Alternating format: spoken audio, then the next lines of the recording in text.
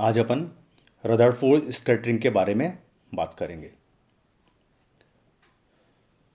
Rutherford scattering के प्रयोग में अल्फा कण यानी कि अल्फा कण मतलब हीलियम के धनावेशित नाभिक, तो अल्फा कणों की सोने की पतली पन्नी पर बौछार की जाती है।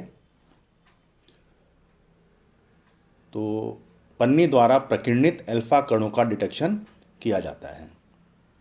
ठीक है, तो ये जो एक्सपेरिमेंट किया गया था उसमें निम्न प्रेक्षण प्राप्त हुए।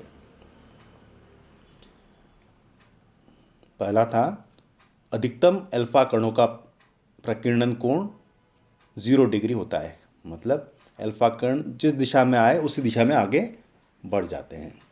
कुछ अल्फा कणों का 90 डिग्री से कम होता है और कुछ अल्फा कणों का 90 डिग्री से अधिक होता है। और ये भी देखा गया कि कुछ अल्फा कण विपरीत दिशा में भी वापस चले जाते हैं, मतलब जिस दिशा से आए थे उसी दिशा में वापस लौट जाते हैं।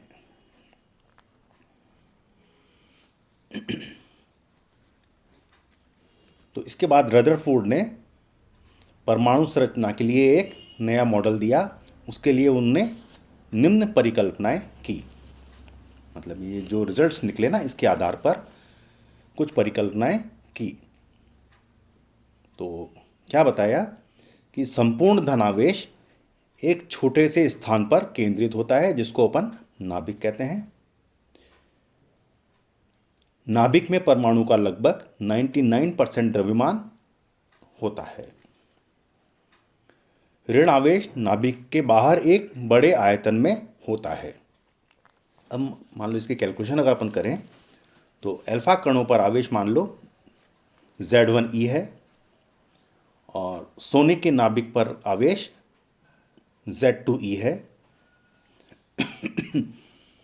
दोनों के मध्य उपस्थित कूलाम का प्रतिकर्षण बल अल्फा कणों के प्रकीर्णन के कारण है। तो अपन कूलाम के नियम से अपन लिख सकते हैं कि F = K Z1e into Z2e upon R² into R cap. R यहाँ पर अल्फा कण व नाभिक के बीच की दूरी है।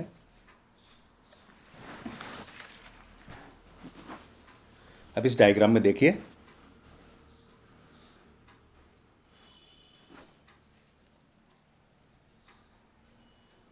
M यहाँ पर मान लो सोने का नाभिक है, यहाँ पर स्थित है, और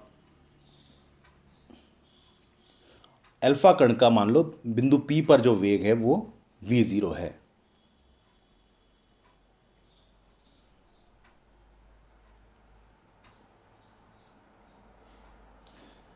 यहाँ पर एक टर्म mb आप देखिए इसमें डायग्राम में, जो mb जो है वो क्या है, इम्पैक्ट पैरामीटर है। mb को अपन स्मॉल b से रिप्रेजेंट करते हैं, ये मैंने डायग्राम में भी बता रखा है। तो नाभिक एवं अल्फा कण में प्रतिकर्षण बल के कारण अल्फा कण का पथ अति परवलयिक हो जाता है, हाइपरबोलिक पाथ को फॉलो करता है। डायग्राम दिया हुआ है इसके अंदर।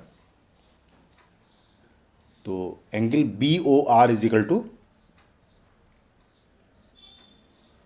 थीटा डिग्री है। इसको अपन क्या बोलते हैं, प्रकीर्णन कोण। तो प्रकीर्णन कोण यहां पर कितना है, थीटा के बराबर है, ये मान के चले। तो बिंदु P पर और बिंदु A पर कण का कोणीय संवेग बराबर होना चाहिए। तो अपन कोण इसके हिसाब से क्या लिख सकते हैं, mv0b = mv into m into a, यानी कि mv0b = mv इंटू ma। और ma को अगर अपन स्मॉल x से रिप्रेजेंट करें तो अपन क्या लिख सकते हैं कि mv0b = mvx। v0 एवं v यहाँ पर p एवं a बिंदु पर वेग है। ma बराबर x है, अभी बताया था। तो p एवं a बिंदु पर ऊर्जा संरक्षण के नियमानुसार अपन लिख सकते हैं कि प्रारंभ में kinetic energy plus potential energy is equal to A बिंदु पर kinetic energy plus potential energy. तो अपन क्या ले सकते हैं, इनिशियली अल्फा पार्टिकल मोशन में है, उसकी वेलोसिटी v0 है, तो उस टाइम उसकी पोटेंशियल एनर्जी जीरो होगी। तो अपन क्या ले सकते हैं, 0 plus 1/2 mv0 square equal to 2kz2e² x plus 1/2 mv square, या मान लो आपकी इक्वेशन नंबर 2 है। इक्वेशन नंबर 1 से v का मान इक्वेशन नंबर 2 में रखने पर अपने पास क्या आ जाएगा, 1/2 mv0 square equal to 2kz2e² x plus 1/2 m, यहाँ पर अपन v का मान रखें तो क्या आएगा, v0 स्क्वायर b²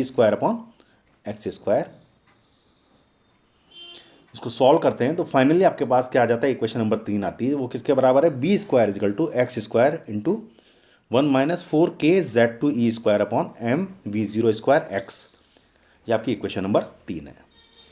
यहाँ पर एक कांस्टेंट मान लेते हैं 4kz2e² m v0 square equal to j, इसकी वैल्यू इसमें रख दें। इक्वेशन नंबर 4 से j की वैल्यू इक्वेशन नंबर 3 में रख दें तो अपन क्या लिख सकते हैं कि b² equal to x² into 1 - j/x।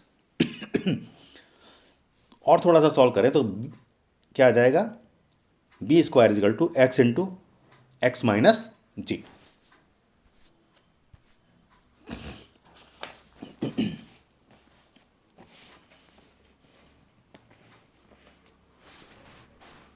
वापस डायग्राम पे आ जाइए एक बार। तो हाइपरबोला की जो ज्योमेट्री है उसके हिसाब से अपन लिख सकते हैं, अभी मैंने आपको बताया भी था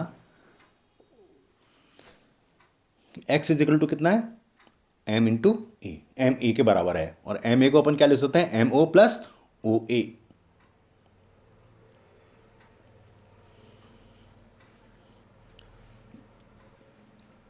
एक चीज आपने मैथ्स में के अंदर पढ़ी होगी, एक्सेंट्रिसिटी या उत्केंद्रता हाइपरबोला की क्या होती है, E equal to 1/cos⁵ equal to sec⁵ होती है। और हाइपरबोला के लिए अपन जानते हैं कि M O equal to E into O A होता है। ठीक है, तो वापस अपने ऊपर जाएं।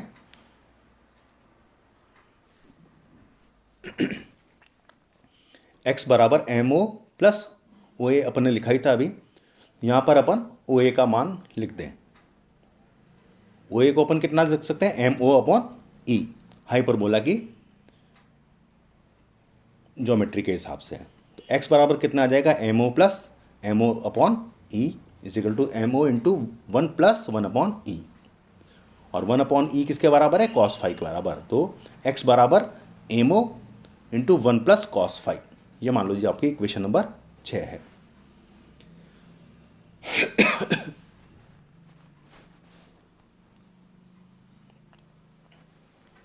अब ये जो ट्राइंगल दिख रहा है आपको एम ओ बी, इसके अंदर sin⁵ की वैल्यू निकालें तो अपन कितना आएगा, sin⁵ equals to M B upon M ओ।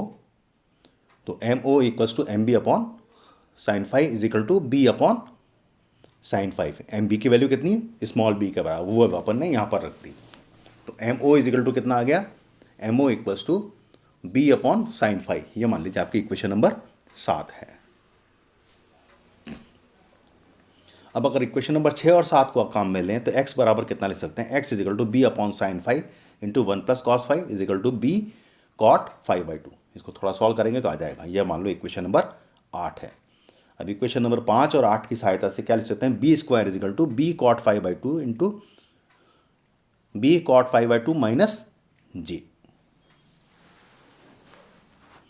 और इसको जब थोड़ा सॉल्व करते हैं ट्रिग्नोमेट्री के हिसाब से तो j अपन क्या लिख सकते हैं, j is equal to 2b cot⁵, ये मान लो जी इक्वेशन नंबर 9 है। अच्छा,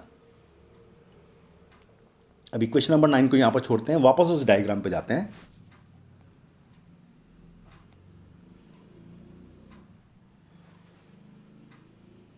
अब देखिए इसके अंदर कि theta plus phi plus phi है ना, या फिर थीटा प्लस 2 इजिकल टू अपन क्या लिख सकते हैं इस डायग्राम में, पाई के बराबर है।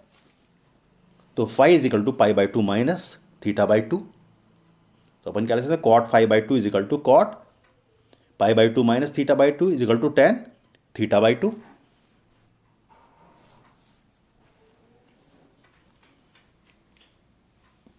ठीक है, तो कॉट फाई बाई टू की वैल्यू इक्वेशन नंबर 9 के अंदर रख दें, नहीं कॉट फाई की वैल्यू इक्वेशन नंबर 9 में रख दें, तो अपने को क्या मिल जाएगा, J is equal to B tan theta by two, या बी इज इक्वल टू कितना आ जाएगा, B is equal to J upon two cot theta by two. ये मान लीजिए इक्वेशन नंबर 11 है। इक्वेशन नंबर 11 जो है टक्कर प्रचाल एवं प्रकीर्णन कोण के मध्य संबंध बताता है।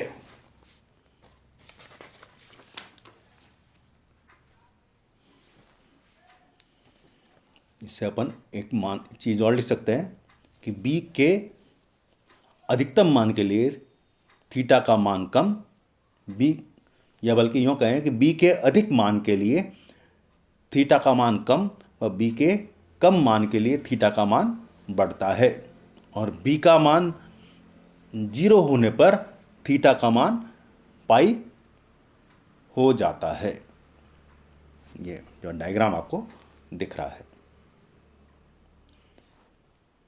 थीटा का मान पाई हो गया, इसका मतलब क्या है कि जो अल्फा कण सोने के पन्नी की तरफ जा रहा था वो वापस जिस दिशा में जा रहा था वापस उसी दिशा में लौट आता है।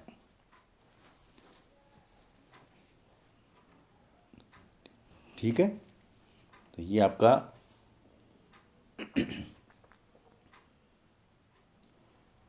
टक्कर प्रचाल एवं प्रकीर्णन कोण के मध्य संबंध स्थापित कर सकते हैं इस प्रकार से अपन। ये आपके लिए ये काफ़ी इंपॉर्टेंट क्वेश्चन है। यहाँ तक आपका लगभग आधा क्वेश्चन तैयार हो जाता है, आधा क्वेश्चन आता भी है एग्जाम के अंदर। आप देखिए पेपर उठा के कि जनरली ये क्वेश्चन पूछ भी लिया जाता है। तो बस आज के लिए इतना ही, इसके आगे नेक्स्ट टाइम पे।